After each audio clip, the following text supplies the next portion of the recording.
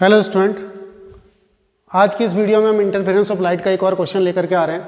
Question है what happens if white light is used in YDSC, what will be the nature of the interference pattern. पहले question की meaning क्या है। Question की meaning ये है कि ये YDSC है, YDSC का सेटअप है। YDSC के सेटअप में हम इस प्रकार से इसको फिगर को बनाते थे।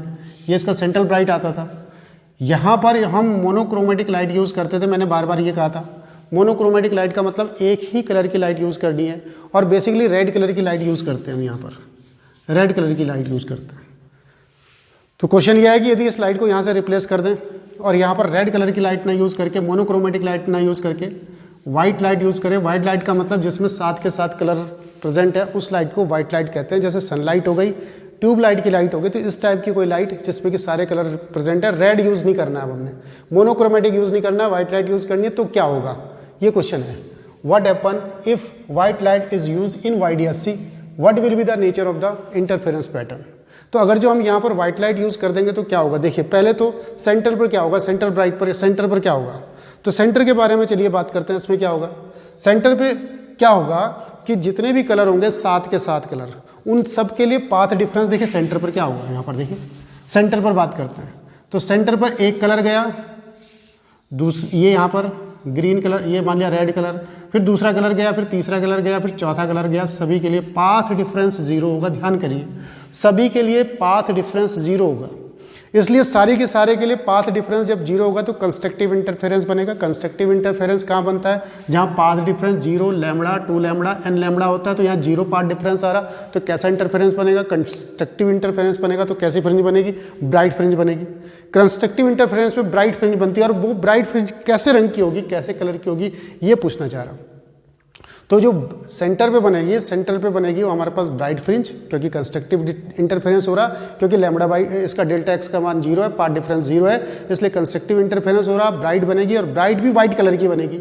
वाइट कलर क्यों, क्योंकि सारे के सारे कलर यहाँ पर पहुँच रहे हैं और सबके लिए पाथ डिफरेंस 0 ही है। तो वाइट यानी कि 7 के 7 कलर यहाँ से भी चले, 7 के 7 कलर के लिए यहाँ पर भी पाथ डिफरेंस 0 हो गया, इसलिए वाइट।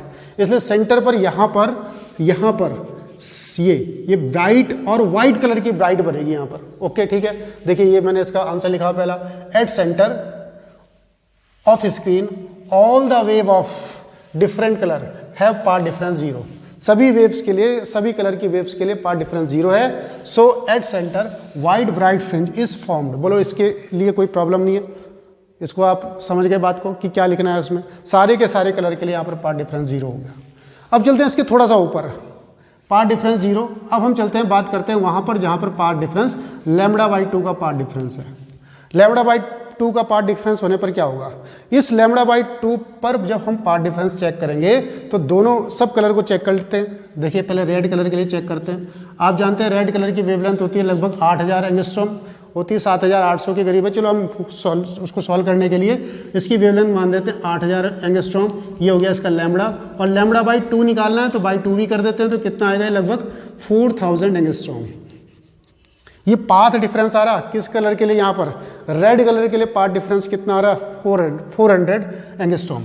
ऐसे वॉयलेट कलर के लिए क्या आएगा, ऐसे वॉयलेट कलर के लिए क्या होगा, वॉयलेट कलर के लिए 4000 एंगस्ट्रॉम इसकी वेवलेंथ होती है। तो 4000/2 यानी कि पाथ डिफरेंस λ/2 की वैल्यू होगी यहाँ पर 2000 एंगस्ट्रॉम।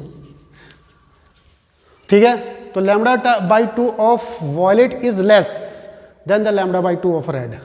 इसकी वैल्यू कम है इससे। So violet colour is disappear.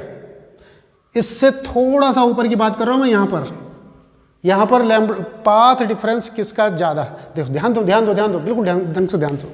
यहाँ पर वॉयलेट के लिए पाथ डिफरेंस कम है, 2000 है, यानी कि λ/2 इसके लिए कम है, यानी कि λ/2 यानी ये वाली फ्रिंज पहले डिसअपियर हो जाएगी। λ/2 का मतलब क्या होता है, डार्क फ्रिंजेस, यानी फ्रिंज एक दूसरे को कैंसिल कर देंगी। तो कौन सी पहले कैंसिल करेंगी, जिनका पाथ डिफरेंस कम है। पास, इसके बिल्कुल पास में कौन एक दूसरे को कैंसिल करेंगी, जिनका पाथ डिफरेंस कम है। तो कम किसका है, वॉयलेट का। कितना है, 2000 के करीब। तो कौन कैंसिल कर देंगे इसके पास में, दोबारा समझिए। देखिए यहाँ पर तो ब्राइट है, ब्राइट के बाद हमारे पास डार्क बननी है। डार्क का मतलब क्या होता है कि फ्रिंजें एक दूसरे को कैंसिल करेंगी। कौन सी कैंसिल करेंगे, जिनका पाथ डिफरेंस कम होगा, ताकि इसके पास में तो वही करेंगे नहीं, इनका पाथ डिफरेंस कम है। तो कम किसका पार्ट डिफरेंस है, वॉयलेट का। तो वॉयलेट एक दूसरे को कैंसिल कर देगी। जब वॉयलेट कैंसिल कर देंगी तो क्या बचेगी, रेड। तो इसके ठीक ऊपर यहाँ पर जो बनेगा वो कैसा कलर आएगा, रेड कलर। अब जब हम ऊपर चले जाएंगे, थोड़ा और ऊपर चले जाएंगे, तो थोड़ा और ऊपर जाने पर क्या होगा, कौन एक दूसरे को डिसिपेयर कैंसिल कर देंगी, तो उस समय रेड एक दूसरे को कैंसिल कर देंगे, क्योंकि वेवलेंथ बढ़ गई तो ऊपर की तरफ को बड़ी भी वेवलेंथ लेंगे, तो ये बड़ी भी वेवलेंथ वाले एक दूसरे को डिसिपेयर कर देंगे। तब उस समय वॉयलेट या ब्लूइश दिखाई देगा, यानी कि सेंटर पर क्या दिखाएगा आपको, व्हाइट ब्राइट, उसके ऊपर रेड, उसके ऊपर ब्लूइश वॉयलेट, वॉयलेट ब्लूइश, कुछ भी बोल सकते हैं आप। तो ये हमारे पास इसका पैटर्न बनेगा। तो इंटरफेरेंस पैटर्न कैसा बनेगा, सेंटर पर ब्राइट और वो भी कैसा, व्हाइट ब्राइट, उसके बाद रेड, उसके बाद ब्लू। तो इस प्रकार की फ्रेंचेस इसमें दिखाई देंगी।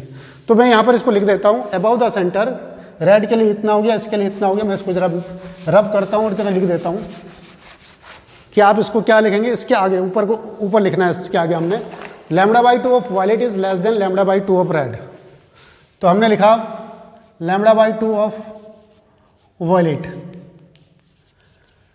Is less than λ/2 of red. So violet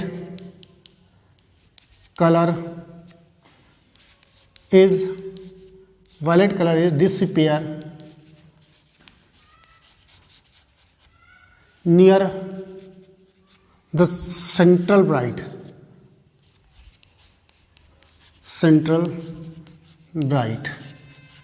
तो ये तो डिसअपियर हो जाएगा central bright. And red colour is appear, and red colour is appear,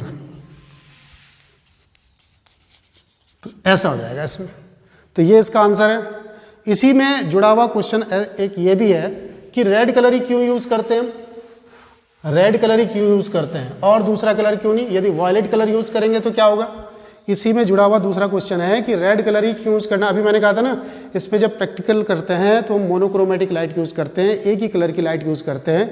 और एक ही कलर की लाइट यूज करने का मतलब हम किस कलर की लाइट यूज कर रहे हैं, तो रेड कलर की लाइट यूज कर रहे हैं। तो रेड की जगह अगर जो वॉयलेट कलर ले लेंगे तो उससे क्या फर्क पड़ेगा, तो आंसर है उससे बहुत बड़ा फर्क पड़ेगा। फर्क पड़ेगा क्या कि देखो बीटा जो फ्रिंज विड्थ होती है वो कितनी होती है, capital D lambda upon small D. अगर मैं यहाँ पर वॉयलेट यूज करूंगा तो वॉयलेट की वेवलेंथ कम होगी। वॉयलेट की वेवलेंथ आपको देखो कितनी होती है, 4000 के करीब। तो वॉयलेट की वेवलेंथ कम होगी तो फ्रिंज विड्थ कम होगी, फ्रिंज विड्थ कम होगी तो पट्टियां जो बनेंगी, फ्रिंजेस जो बनेंगी, छोटी छोटी बारीक बारीक बनेंगी, जिससे कि वो साफ नहीं दिखाई देंगी, क्योंकि बहुत छोटी छोटी बनेंगी। और रेड से क्या होगा, लैम्बडा की वैल्यू ज़्यादा होगी, फ्रिंज विड्थ ज़्यादा होगा, फ्रिंज विड्थ ज़्यादा होगा तो वो साफ बनेगी हमारे पास। इसलिए हमने रेड कलर यूज़ करना है ताकि फ्रिंज विड्थ ज़्यादा हो, फ्रिंज विड्थ ज़्यादा होने से साफ फ्रिंजेस दिखाई देंगे। इसलिए मोनोक्रोमेटिक लाइट यूज़ करेंगे और वो भी रेड कलर की लाइट यूज़ करेंगे। और व्हाइट यूज़ करेंगे तो क्या क्या चेंजेस हो जाएंगे, सेंट्रल ब्राइट बनेगा व्हाइट कलर का, उसके ऊपर रेड और उसके ऊपर ब्लू कलर दिखाई देगा ये हमारे पास। तो आज के इस वीडियो में इतना ही। थैंक यू, धन्यवाद।